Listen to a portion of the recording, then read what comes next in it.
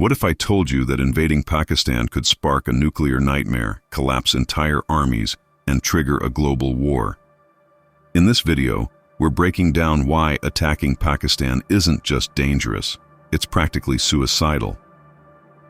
From one of the world's most powerful military defenses to a nuclear doctrine that leaves no room for hesitation, you're about to understand why even global superpowers think twice. You'll discover the real reasons behind Pakistan's terrifying military strategy, the geography that makes it nearly untouchable, and how internal and external alliances could turn any invasion into a global disaster.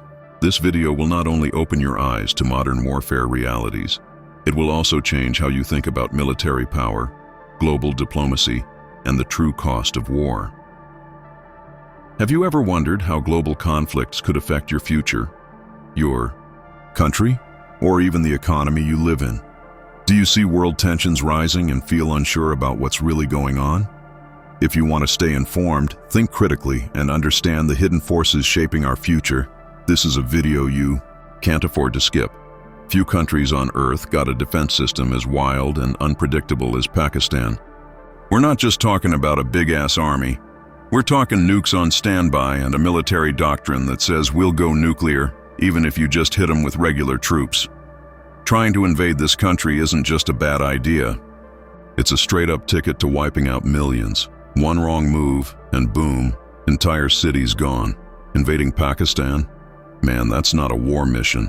It's a fast track to nuclear chaos. Geographically, it's like Mother Nature built the place to be unbreakable. Impenetrable mountains up north, boiling deserts out west, thick-ass forests, and packed cities everywhere. Every inch of land is a trap waiting to snap. Ground invasion? Total nightmare. Don't forget what happened to the US and the Soviets in Afghanistan. Now imagine that, but with nukes and 240 million people ready to go all in. Pakistan's military ain't playing. Over 600K active soldiers trained for all kinds of warfare on conventional, guerrilla, cyber. These dudes train for all-out war. And it's not just about uniforms. The whole country vibes with this mindset. Any invasion? You're not fighting just soldiers.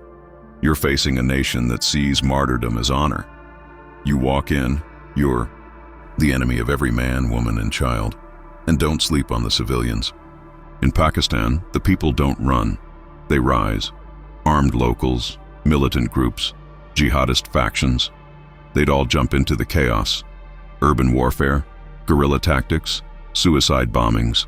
Every alley turns into a kill zone. Forget taking over. You'd get swallowed whole. Keeping control of any area would cost lives, morale, and your damn sanity. Then comes the international mess. Pakistan's not alone out there. China's got its back big time. That Belt and Road project? Yeah, Pakistan is a key player. You mess with them, you're poking the dragon.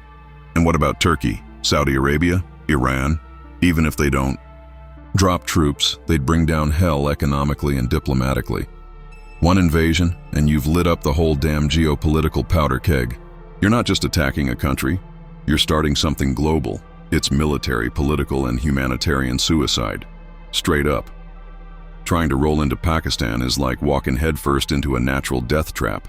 The place is wrapped in brutal terrain. The frozen Himalayas in the north, choking hot deserts like Thar in the east, and tribal highlands in the west. Moving tanks through that? Like driving through a minefield blindfolded. The only land entry points? India and Afghanistan, two of the most heavily militarized borders on the planet. These zones are locked tight with landmines, 24/7 surveillance, and artillery waiting to pop off. Even if you somehow break through, every meter is a bloodbath. The terrain ain't just tough, it's a silent killer. It slows you down, splits your forces, and breaks your will. Mountains allow ambushes. Deserts destroy supply lines.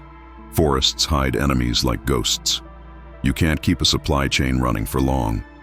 Every inch forward would cost lives. And history already proved this over and over again. Just ask anyone who tried messing with the region. Then there's the weather. This ain't your summer vacation. It's blazing hot, freezing cold, with floods that'll wipe out roads in hours. The climate fights you. Your troops? Exhausted. Morale? Shot. Invading Pakistan ain't just a military fight. It's a fight against nature itself.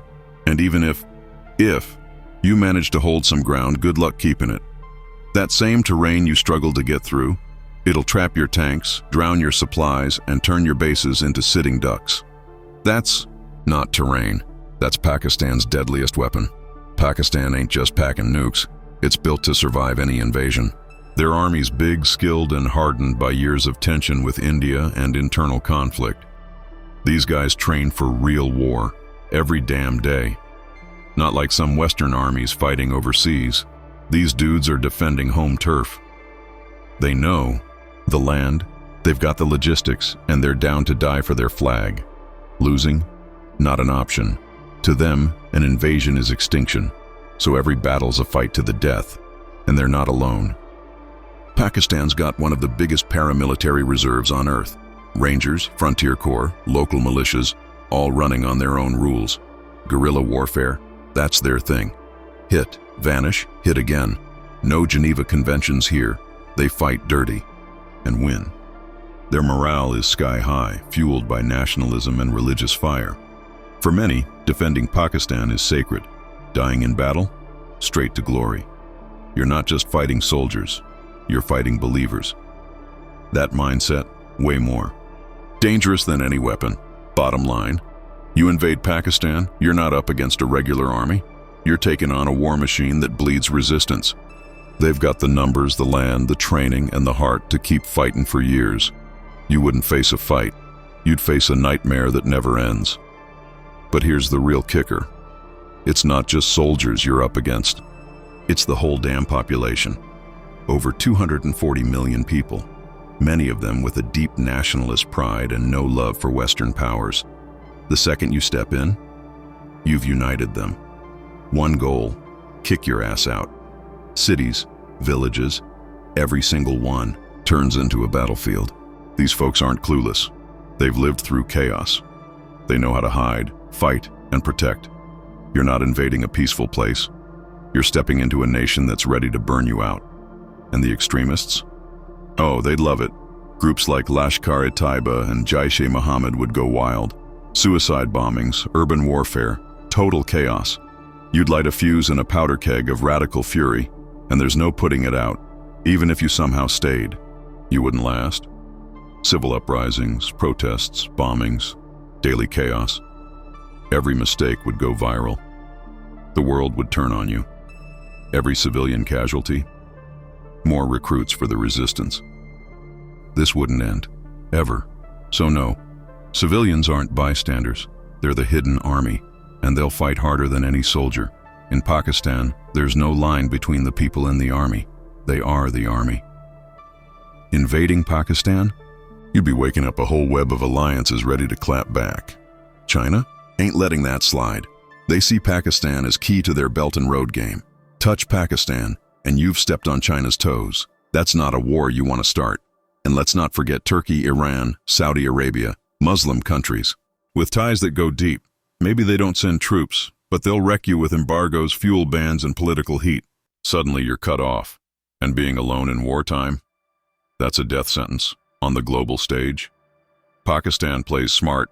They frame themselves as the underdog, the victim. In the UN, they've got friends. You invade them. The South global. Nations would torch you in the media. You'd lose not just on the ground, but in public opinion too. And don't forget, this ain't just politics. Pakistan sits in one of the most sensitive zones in the world. If they fall into chaos, it'll spread to India, to Iran, to China. Nobody, not even your enemies, want that. So invading? That ain't just a mistake. That's world-breaking stupid. Bottom line, touching Pakistan means fighting a geopolitical spider web.